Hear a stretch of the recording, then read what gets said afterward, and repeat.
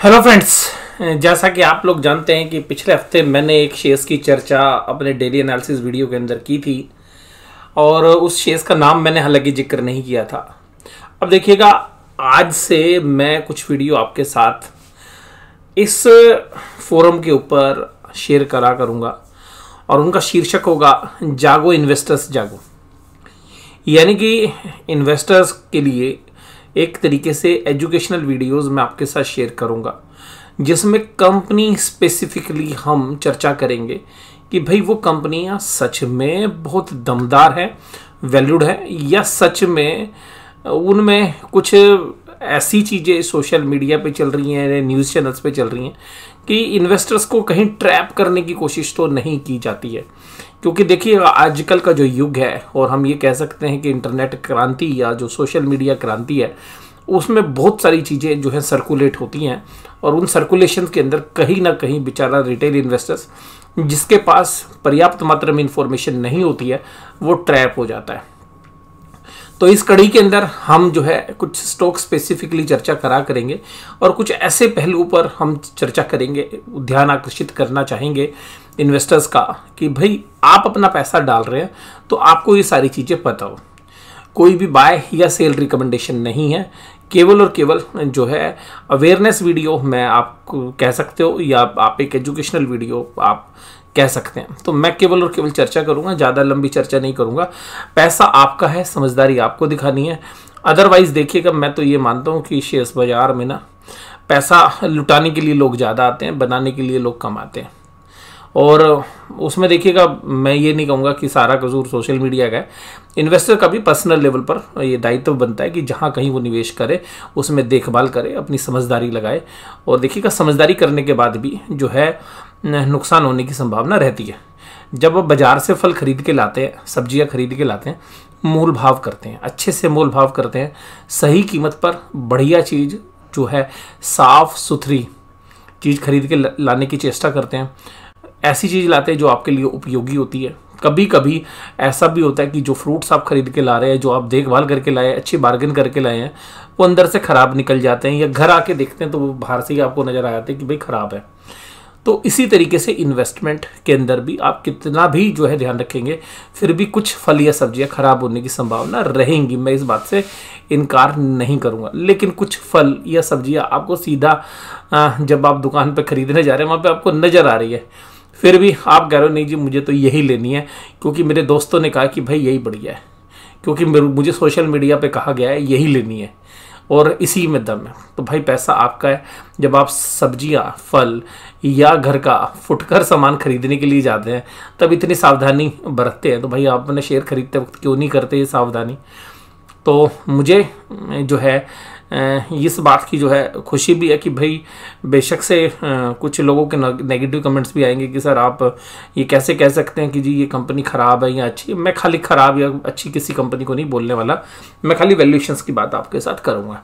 आपका पैसा है, आप खुद समझिए। जो अच्छी बातें होंगी वो भी चर्चा करूंगा, जो वैल्यूएशन वाइज खराब बातें होंगी वो भी चर्चा करूंगा। देखिए, कई शेयर्स की बात की थी मैंने, अंबर एंटरप्राइजेज इंडिया लिमिटेड 1888 रुपये का भाव है। जब आप शेयर को खरीदने जाएंगे तो आपको 1888 रुपये का भाव आज के हिसाब से देना पड़ेगा, अगर आज आप इस शेयर को खरीदने में इंटरेस्टेड है। आज की तारीख आपको बता दूँ 26 फरवरी 2023 है। 26 फरवरी 2023 जब ये वीडियो रिकॉर्ड हो रही है, 1888 रुपये का भाव है। बहुत लोग बॉटम फिशिंग के लिए भी शेयर्स को हो सकता है देखते हो, क्योंकि 52 वीक लोग 1843 रुपये का, बाजार भी नीचे लोअर लेवल्स के ऊपर, इंडेक्स लेवल पे भी बात करें तो ऊपरी लेवल से तकरीबन 5-6% करेक्ट हो चुके हैं। मार्केट कैप देखेंगे तो 6361 करोड़ रुपए है कंपनी की। कंपनी क्या काम करती है? कंपनी का जो काम है वो ओरिजिनल इक्विपमेंट मैन्युफैक्चरर्स को सप्लाई करते हैं, जो एयर कंडीशनर्स हैं उनको, और प्रोमिनेंट सॉल्यूशन जो है एयर कंडीशनर्स के जो OEM है उनको, या जो ओरिजिनल डेवलपमेंट करते हैं मैं उन कंपनीज को ये सप्लाई करते हैं। तो कंपनी तो बढ़िया है, बेहतरीन, अच्छा बिजनेस करते हैं। और पूरा जो एयर कंडीशन मार्केट है उसमें 23.6% मार्केट शेयर है, यानी कि कह सकते हैं कि मोनोपोलिस्टिक कंपटीशन के अंदर ये कंपनी है। अब इस तरीके की कंपनियों का प्रोडक्ट पोर्टफोलियो देखेंगे तो रूम एयर कंडीशनरिंग जो बिजनेस है उसमें 47% है। तो इंडिया में एक स्टोरी जो है आपको सुनाई जाती है, वो सुनाई जाती है कंजम्पशन बिजनेस की। इंडिया में इतनी पॉपुलेशन है और एक बहुत बड़ी रिप्लेसमेंट मार्केट भी एयर कंडीशंस की है, तो यहाँ पे डिमांड हमेशा रहेगी। मैं भी एग्री करता हूँ इस बात से कि इस तरीके की सिचुएशंस रहने वाली हैं। अब इसके अगर प्राइस एक्शंस को देखें तो जब 2020 में फॉल हुआ था तो ये शेयर काफ़ी नीचे तक चला गया था और 1000 रुपये के आसपास तक भी ये शेयर ट्रेड करता हुआ नजर आया, उसके नीचे भी गया। अब बात ये करते हैं कि उसके बाद जब आपको स्टोरी प्ले हुई सोशल मीडिया पे तो शेयर पहले 3500 रुपये के आसपास तक के लेवल पे गया, फिर देखिएगा ये शेयर 2500-3500 के बीच में घूमता रहा और एक समय 3600-3700 रुपये भी गया। और हाल फिलहाल में अब अगर हम बात करें तो अप्रैल 2022 के बाद ये शेयर तकरीबन 40-50% से भी ज़्यादा ऊपर से करेक्ट हो चुका है। अब मैं पिछले हफ्ते एक एनालिसिस को टीवी में सुन रहा था, वो कह रहे थे कि भाई इसके अंदर तो बहुत अच्छा स्कोप है और यहाँ पर एक बहुत अच्छी वैल्यू बनती है। तो पहले इसके फंडामेंटल्स पे देख लेते हैं। भाई ये शेयर अभी 57.24 के पी रेशियो पे चल रहा है। इसका मतलब है कि अगर इस कंपनी में कोई ग्रोथ नहीं होती है तो आपको अपना पैसा वसूल करने में 57 ईयर्स लगेंगे। तो आप कोई भी निवेश करें तो आप ये बात समझिएगा, अगर ये कंपनी जीरो ग्रोथ कंपनी है तो इस 57 की पी रेशियो का मतलब होता है 57 साल आपकी इन्वेस्टमेंट के पैसे वसूल करने का समय। अब अगर हम इसकी मार्केट कैप देखें तो मार्केट कैप जो है ये साइज में 6361 करोड़ रुपए, कोई बहुत बड़ी मार्केट कैप नहीं है, लेकिन इसकी मार्केट कैप एक जो कुछ ब्रांड नेम कंपनीज हैं उनकी मार्केट कैप से ज़्यादा है। जैसे मेरे को ध्यान आ रहा है एक सीएट टायर्स की जो कंपनी है वो सीएट लिमिटेड से ज़्यादा मार्केट कैप है जिसकी डेट में। शायद बेशक से आपने इसका नाम सुना हो या ना सुना हो, वो बात अलग है। अब ये कंपनी कब अच्छा रिजल्ट देती है, इसके रिजल्ट देखते हैं। सबसे अच्छे बेहतर रिजल्ट कब आते हैं तो आप स्क्रीन पर नज़र दौड़ाइए भाई, सबसे अच्छा ज़्यादा प्रॉफिट कहाँ नज़र आ रहा है। तो आपको सबसे ज़्यादा प्रॉफिट नज़र आ रहा है 76 करोड़ मार्च 2021। फिर देखेंगे मार्च 2022, मार्च 2020। इसका मतलब है कि ये सीजनल बिजनेस में एसी की डिमांड कब आएगी, अप्रैल मई जून जुलाई। तो उसकी मैन्युफैक्चरिंग कब करोगे आप, मैन्युफैक्चरिंग करके सेल कब करोगे, जनवरी फरवरी मार्च। तो मार्च क्वार्टर इसका बेस्ट रिजल्ट होता है। इसके अलावा जो सेकंड बेस्ट होता है वो कब होता है, तो सेकंड बेस्ट कब होगा कि भाई ये मैन्युफैक्चरिंग करके जो सप्लाई कर देंगे तो जो सर्दियों का सीजन होता है तब। तो क्योंकि मैन्युफैक्चरिंग में 6 महीने तो लगेंगे ना अपनी डिमांड को पूरा करने के लिए, क्योंकि आपको पता है कि फर्स्ट वीक ऑफ मार्च या एंड ऑफ फरवरी से एसी की डिमांड जो है आनी शुरू होती है। और रिप्लेसमेंट मार्केट अगर मान लीजिए आपके घर में भी 6-7 एसी लगे हुए हैं तो हर साल एक एसी तो आपको जो है ऑर्डर करना ही है। ठीक है, फॉर योर काइंड इन्फॉर्मेशन बता दूं, आज भी मेरे घर पर भी डिलीवरी हुई है। तो अल्टीमेटली एक एसी की जो है रिप्लेसमेंट हमने करनी है, तो अल्टीमेटली 6-7 अगर आपके पास एसी हैं तो आपको हर साल एक एसी तो रिप्लेस करना है। तो डिमांड तो रहती है सेगमेंट में, नो डाउट। लेकिन जिस तरीके का चूरण जो है इन्वेस्टर को चटाया जाता है, वो ये कहा जाता है कि भाई 125 करोड़ लोग हैं, इतने लोगों को भाई साहब ठंडा करना है। भाई ठंडा करने का मतलब ये नहीं है कि उनको पक्का ठंडा कर दे, मतलब ठंडा करने का मतलब गर्मियों में ठंडक देनी है। लेकिन भाई इस ठंडक के चक्कर में कभी कभी जो एसी के कंपनीज के जो इन्वेस्टर्स हैं वो ठंडा हो जाते हैं। तो अभी ये मार्केट ठंडी रही है पिछले 2-3 साल से शेयर प्राइस के एंगल से अगर हम बात करें तो। लेकिन अभी हमने बात की तो भाई इसके बाद कौन सा महीना बढ़ गया रहेगा, मार्च का, ओ सॉरी दिसंबर का। तो दिसंबर में देखिएगा 25-19 में, फिर दिसंबर में 28 का प्रॉफिट, फिर 33 का प्रॉफिट 2021 में, और अब की यार 15 करोड़ का प्रॉफिट। तो आपको देखिए पहली असर यहीं पे समझ में आ जाना चाहिए कि 25, 28, 33, इसका मतलब ये दिसंबर सबसे खराब है पिछले 4 साल में।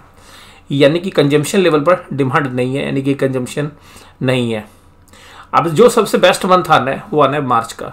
और सबसे खास बात बताता हूँ, इस पूरे सेगमेंट में चाहे वोल्टास हो, सिम्फनी हो या IFB हो, वर्लपूल हो, मैं सभी कंपनी में ये नहीं कह रहा कि खराब है, लेकिन इस समय पर सोशल मीडिया पर ये चूर्ण चटाया जाएगा आपको, और ये चूर्ण चटाया जाएगा कि कंज्यूमर ड्यूरेबल्स में अच्छी डिमांड हो सकती है और गर्मियों के सीजन में इनमें डिमांड रहेगी। मैं भी कहता हूँ डिमांड रहेगी, लेकिन डिमांड भाई पिछले बार से कितनी रहेगी, आपका मार्जिन कितना आएगा, आपकी कंपनी कौन सी पी रेशियो पे चल रही है, आप कितने रुपए में शेयर्स खरीद रहे हैं, ये सब भी इंपॉर्टेंट होता है।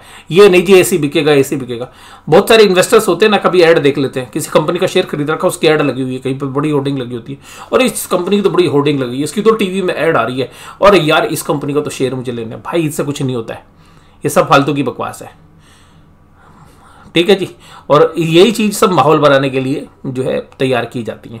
तो ये मेरा पर्सनल व्यू है, बट मैं क्योंकि आपको पहले बोल चुका हूँ एक अवेयरनेस वीडियो है। अगर जून की बात करें भाई जून क्वार्टर में, तो जून क्वार्टर में 2020 में तो देखिए लॉकडाउन था, 24 करोड़ के प्रॉफिट थे, जून 21 में 11 करोड़ के थे, और जून 22 में 43 करोड़ के। तो पिछला साल बढ़िया रहा था। तो अब ये पिछले 3 जो क्वार्टर थे ये बहुत बढ़िया थे पिछले साल, उसके बावजूद भी शेयर प्राइस गिर गया। चलिए जी, यानी कि कंपनी की टॉप लाइन में कोई दिक्कत नहीं है। देखिएगा 1900-2000 करोड़ के आसपास की जो है सेल कर रहे हैं। इस क्वार्टर में दिसंबर में 1348 करोड़ की करी, जो कि पिछली बार 974 की थी। तो क्या हो गया भाई, मटेरियल के खर्चे, मार्जिन्स, जो इन्फ्लेशनरी प्रेशर है उसकी वजह से मार्जिन्स नहीं आ रहे। फिर भी हम इसका बेस्ट केस देखते हैं। सबसे महंगी ईपीएस आपको कहाँ लग रही है? एक क्वार्टर की 22 रुपये की ईपीएस है, ठीक है, मार्च की। उसके बाद अगर हम मार्च के बाद जून की बेस्ट देखें तो जून की बेस्ट आपको मिलेगी 12 रुपये 48 पैसे। सितंबर की बेस्ट देखने की कोशिश करें तो आपको मिलेगी 2 रुपये 21 पैसे। आप दिसंबर की बेस्ट देखने की कोशिश करें, भाई दिसंबर में सबसे बेस्ट कहाँ है, तो दिसंबर में सबसे बेस्ट आपको मिलेगी 9 रुपये 50 पैसे 2021 में। इन सब का भी टोटल आप लगा लोगे तो आपकी 50 ईपीएस नहीं बनेगी, ठीक है जी, 50 नहीं बनेगी। मैं फिर भी 50 ले लेता हूँ। अब 50 की ईपीएस को आप यहाँ देखिए, 50 रुपये की ईपीएस अगर आप लें तब भी ये शेयर 35 के पी पे ले रहा है, जब सारे क्वार्टर को बेस्ट आप ले लेंगे। और भाई ऐसा नहीं है, बिजनेस डाइसी है, आपको पता भी है। यहाँ पे या तो प्रॉफिट एकदम डंप हो जाते हैं 2 क्वार्टर में प्रॉफिट आते हैं। तो ऐसा नहीं है कि ये कॉन्स्टेंट बिजनेस है और आप इसको 50 की या 40 की पी दोगे या 35 की पी दोगे, मेरी समझ से बाहर है। तो मुझे तो अभी भी महंगी वैल्यूएशंस पे लग रहा है। और ईयरली बेसिस पे भी देखें तो मार्च 2020 वाला जो साल था उसमें बेस्ट ईपीएस 3 की 50 रुपये की, जो मैंने बेस्ट ही ली है, आपको पता ही है। और मैंने तो क्वार्टर वाइज बेस्ट ली है। और वैसे भी देखें तो पिछले 2 सालों में 24-25 की ईपीएस रही है। तो ऐसा कुछ नहीं है एक्स्ट्राऑर्डिनरी। हाँ, इस सेक्टर में सेल होनी है, लेकिन भाई साहब बहुत सारे प्लेयर्स हैं और नए प्लेयर्स भी सेक्टर में आ रहे हैं, तो इस बात को आप नज़रअंदाज नहीं कर सकते।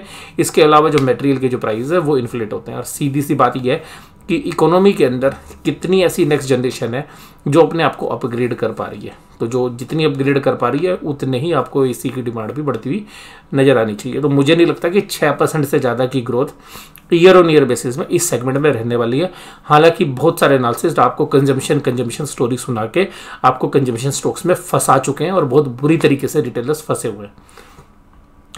और किसी भी रिटेल सेगमेंट में, मैं ये नहीं कहता कि इंडिया रिटेल स्टोरी नहीं, लेकिन हर चीज़ का एक भाव होता है, तो आप उसको रीजनेबली ही ले सकते हैं। अब बात करते हैं कंपनी की बैलेंस शीट की, तो कोई ऐसा नहीं है कि भाई डेट फ्री बैलेंस शीट है। कंपनी की बैलेंस शीट का साइज भी देखेंगे तो तकरीबन जो इक्विटी है वो 1800 करोड़ के आसपास की बनती है आज की डेट में, रिजर्व सरप्लस मिला के, जिसमें 1300 करोड़ की डेट अलग से है। तो अगर आज भी डेप्ट इक्विटी देखोगे तो 0.6 के आसपास की डेप्ट इक्विटी रेशियो बनेगी, यानी कि डेट फ्री कंपनी नहीं है कि आप उसको 35 की पी रेशियो देखोगे। तो मेरे हिसाब से ये वैल्यूएशंस बहुत ही महंगे हैं। ट्रेडिंग के लिए अपॉर्चुनिटीज हो सकती हैं, ट्रेडिंग में हो सकता है 200-250 रुपये का मूव कर जाए, लेकिन एज ए इन्वेस्टर मुझे इन वैल्यूएशंस पर ये शेयर पसंद नहीं है। बुक वैल्यू भी देखोगे तो 3 टाइम्स है। और मार्जिन्स की बात करते हैं, सबसे खास बात जो सबसे इंपॉर्टेंट है कि भाई जिस कंपनी का ऑपरेटिंग प्रॉफिट मार्जिन ही 6-7-8% हो, उसमें कितनी वॉल्यूम ग्रोथ कर रहे हो यार। कभी भी कोई भी एक चीज़ आके, कोई भी या तो मटेरियल के प्राइस या लेबर के या जो ओवरहेड्स हैं, इनडायरेक्ट एक्सपेंस, कभी भी आके चैलेंज करते रहेंगे। तो ऐसे शेयर्स लॉन्ग टर्म में इन्वेस्टमेंट करने लायक नहीं होते। मेरा व्यक्तिगत मत है, मैं किसी को मना नहीं कर रहा हूँ कि भाई शेयर्स को मत खरीदना, आप अपना विवेक लगाइए। तो मैं वैल्यूएशन वाइज आपके साथ बात कर रहा हूँ। अच्छा, अब इन्वेस्टर्स का कॉन्फिडेंस देख लीजिएगा। सबसे बड़ा इन्वेस्टर होता है प्रमोटर 2020 के अंदर 44% इन्वेस्टमेंट थी उसकी। आज प्रमोटर्स की होल्डिंग घटकर 40% आ गई है। तो अगर सोशल मीडिया का इतना कॉन्फिडेंस है, टीवी चैनल्स बहुत इसमें कॉन्फिडेंट है, बहुत सारे एनालिसिस इसमें कॉन्फिडेंट है, तो भाई प्रमोटर खुद ही क्यों नहीं कॉन्फिडेंट है इसमें? तो प्रमोटर खुद इससे शेयर से बाहर निकल रहा है।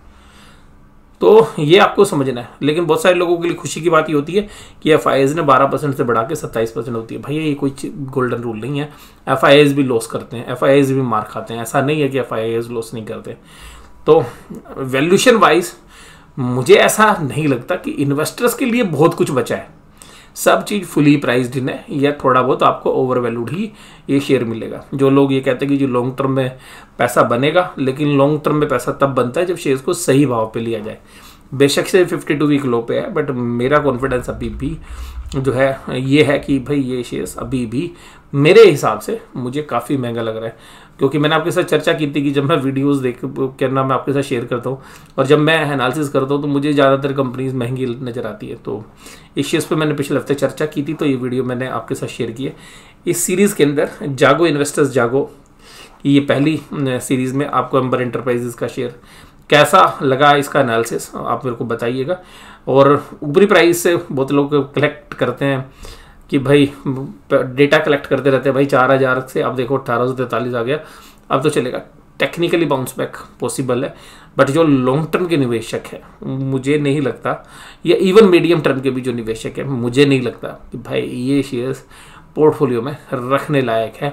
जिस कंपनी का ऑपरेटिंग प्रॉफिट मार्जिन है 7%, और केवल इसलिए क्योंकि भाई मीडिया के अंदर ये कहा जाता है कि भाई शेयर्स में बहुत दम है, इंडिया में तो भाई साहब गर्मी होती है और बहुत सारे एसी बिकेंगे, ओरिजिनल इक्विपमेंट मैन्युफैक्चरर्स है, 24% का मार्केट शेयर है, तो भाई ये बहुत बढ़िया है। भाई भाव भगवान है, लेकिन अब उस भाव में आपने अपना दिमाग लगाना है कि भगवान को कितने जो है पैसों के अंदर आप अपने घर में लेके आओगे। तो भाई सीधी सी बात ही है कि मैं यही कहूँगा कि भाव भगवान है, इस बात को ध्यान रखिएगा। गलत रेट पर आपने अगर शेयर्स ले लिया तो भाई दिक्कत होती है और फिर 2 4 5 साल लगते हैं। और आप ये देखिएगा, जब मैं आपके साथ चर्चा करता था सब लोग कहते थे यार आप तो सर बड़े नेगेटिव वो सब चीज़। मैं यही कहता था, मैं इवन अपनी अल्फा एम्बस के जो लाइव सेशन होता था मैं बहुत बार बोलता भाई प्रॉफिट बांध लो, ये जो चीज़ है ये भ्रमित करने वाली है और आपको नुकसान देंगे। अभी भी मुझे लगता है कि यार इस तरीके के शेयर्स, क्या इंडिया के मुझे 70 से 80% शेयर्स, अगर शेयर बाजार में आज भी देखोगे तो मुझे 70 से 80% और इवन 80% शेयर्स आज भी ओवर वैल्यूड है on the basis of earnings and growth potentials. तो उसी कड़ी में मैंने आज आपके साथ एक शेयर आपके साथ डिस्कस किया। वीडियो आपको कैसी लगी जरूर से जरूर मुझे कमेंट बॉक्स में बताइएगा। वीडियो देखने के लिए धन्यवाद। Thank you very much.